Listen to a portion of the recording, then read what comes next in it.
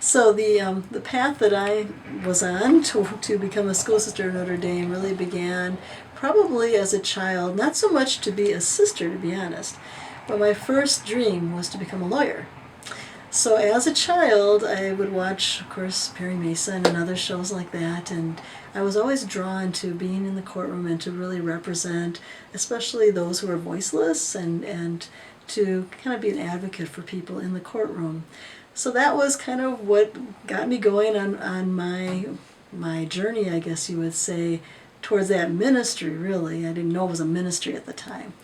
So as I went through high school, I had all intentions of actually marrying someday and then pursuing my legal career.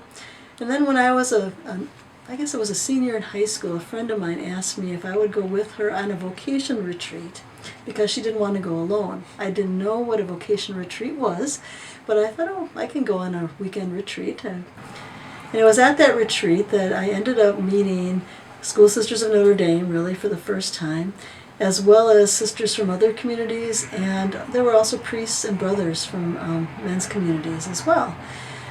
So here I was on this retreat with my friend, who, by the way, ended up marrying and having children. But I will say this, I did meet the sisters, and I really was very interested in them, and I was drawn to them because they were so lively and really had not only joyful spirit, but seemed to have similar values that I had, and I thought, this is really interesting. I'd like to learn more about them. But I also met a young man at that retreat. And so what happened was I started to date the young man that I met at the retreat, and at the same time got to know the sisters and participated in some weekend retreats for young women.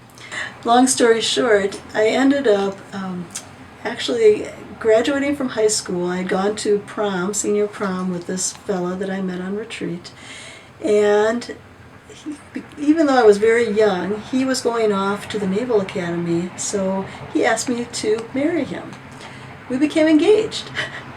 But probably it was a good thing that he actually left town to go to the Naval Academy. Meanwhile, while he was gone, and I was way too young to be engaged, but I started to go to these weekends with the sisters and got to know them even more. And through that time, I realized that I was feeling a call to religious life that I didn't know was even there. Even though I cared for this young man, I realized too that I wasn't in love with him. So I ended up moving in that direction and obviously broke off the engagement, and as time went on, I entered the community of the School Sisters of Notre Dame.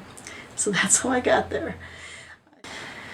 If I would be talking with a younger person today, or even an older person that is maybe discerning a call to religious life, I would just encourage them to really, really talk to us, to talk to different ones of us from different ages, not just those who are younger, but all different generations, and to really learn about what we're about, to see how our life could be maybe a different way of living out the call to serve in this world and to support one another in community life, to pray together.